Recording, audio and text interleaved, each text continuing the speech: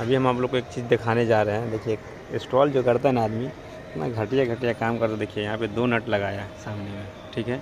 और मशीन का देखिए, और ये 2 नट कहाँ गया देखिए। और उसके बाद ये एंगल देखिए कैसे, एक एंगल पे, एक नट पे, एंगल का एक नट पे मशीन लगा हुआ है।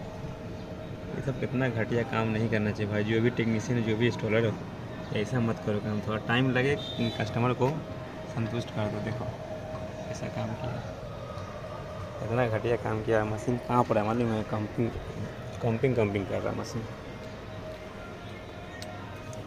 देखो उधर भी नहीं है नट।